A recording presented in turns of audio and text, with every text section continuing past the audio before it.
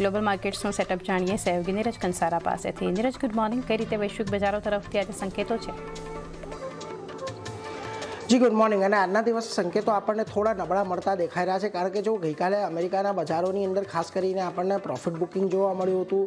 ડાવો Jones તમને almost દિવસના ઉચ્ચતમ સ્તરેથી 400 પોઈન્ટ જેટલો ઘટીને બંધ થતો જોવા મળ્યો। S&P 500, નાસ્ડેક બંનેમાં પણ ગઈકાલે આપણને એક વેચવાલી આવતી જોવા મળી। હવે ગઈકાલનો જે ઘટાડો હતો એ ઘટાડાનું મુખ્ય કારણ હતું કે જેરોમ પોવેલ દ્વારા એક નિવેદન આપવામાં આવ્યું અને એ નિવેદનને પગલે ખાસ કરીને આપણને આ ઘટાડો આવતો જોવા મળ્યો। તો સૌથી પહેલાં તો એ વાત કરી લઈએ કે જેરોમ પોવેલે શું નિવેદન આપ્યું છે। તો એમણે જો ગઈકાલે અહીંયાથી કહ્યું કે લેબર માર્કેટ અને મોંઘવારીને લઈને હજી પણ થોડી ચિંતા છે એવું જેરોમ પોવેલે ગઈકાલે કહ્યું હતું। એમણે કહ્યું છે કે ઓક્ટોબરમાં દરો ઘટશે કે નહીં એ પણ અત્યારે કહેવું અઘરું છે। જો કે સૌથી મહત્ત્વની વાત એમણે એ પણ કરી કે ઇક્વિટીની કિંમતો અહીંયાથી ઘણી વધી ગઈ છે, ઓવર વેલ્યુડ થઈ ગઈ છે, એને લઈને થોડી ચિંતાઓ છે। એટલે જો ફેડ ચેરમેન તરફથી જ્યારે આ પ્રકારના નિવેદનો આવે ત્યારે બજાર ચોક્કસથી થોડાક નર્વસ થાય અને ગઈકાલે આપણને એ જ પરિસ્થિતિ અમેરિકાના બજારોની અંદર ખાસ કરીને જોવા મળી। એટલે આ તો એક મુખ્ય કારણ આપણને રહેતું જોવા મળ્યું છે કે આમાં પણ ફેડની જે કમિટી છે એની અંદર ઘણા મતમતાંતર છે US ફેડના ચેરમેનને લઈને, પરંતુ ઓવરઓલ જે આ નિવેદન આવતું દેખાયું એને લઈને આપણને બજારમાં એક ઘટાડો આવ્યો। હવે આ બધાની વચ્ચે ગઈકાલે યુએનની અંદર પણ ખાસ કરીને ડોનાલ્ડ ટ્રમ્પે સ્પીચ આપી હતી ને એમણે ત્યાં પણ એવું કહ્યું કે વિશ્વના ઇતિહાસથી સૌથી મહાન અર્થવ્યવસ્થા મેં બનાવી છે, કદી પૂરા ન થતા 7 જેટલા યુદ્ધોને મેં પૂર્ણ કરાવ્યા છે, UN તકલીફો દૂર નથી કરી રહ્યું પરંતુ વધારી રહ્યું છે। અને ફરી પાછું એક વખત એમણે ભારપૂર્વક કહ્યું કે મારા કામ માટે મને નોબેલ પ્રાઇઝ મળવું જોઈએ। જો કે આ એક બહુ મોટી વાત છે જેના પર તેઓ ખાસ કરીને, જો કે એમણે તો એવું પણ કહ્યું છે કે આમ તો બધા કહી રહ્યા છે કે મને નોબેલ મળવું જોઈએ, પરંતુ મારો એ હેતુ નથી, મારો તો એ હેતુ છે કે બાળકો એના માતા પિતા સાથે મોટા થાય, એ પ્રકારનું એમણે નિવેદન આપ્યું। જો કે આ પરિસ્થિતિમાં પણ તેમણે ભારત અને ચીન પર ખાસ કરીને શાબ્દિક પ્રહાર કરવાનું ટાળ્યું નહોતું। એમણે ખાસ કરીને અહીંયાથી એ પણ કહ્યું કે રશિયા અને યુક્રેન યુદ્ધને લઈને ભારત અને ચીન પર તેમણે પ્રહાર કર્યા અને એમણે એવું પણ કહ્યું કે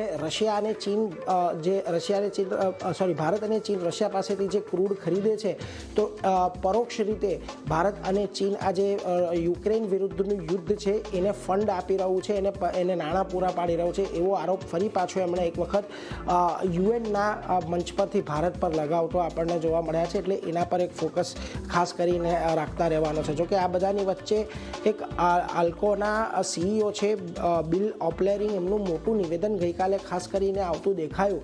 હવે આ જે કંપની છે એ ખાસ કરીને આલ્કોઆ એ કોપરની અંદર કામ કરે છે, મેટલની અંદર કામ કરે છે ને એમણે એવું કહ્યું છે કે ટેરિફથી એલ્યુમિનિયમની માંગ સદંતર બંધ થઈ જાય એવી અપેક્ષા અહીંયાથી ભેગી થઈ છે, કારણ કે 50% ટેરિફ બાદ જે ભાવ વધતો જોવા મળ્યો છે એ પહેલાંની સરખામણીએ ઘણા વધુ છે। એટલે એમણે ખાસ કરીને આ ટેરિફની વિરુદ્ધ બોલવાનું એક હતું, એટલા માટે એના પર એક ફોકસ રાખતા રહીશું।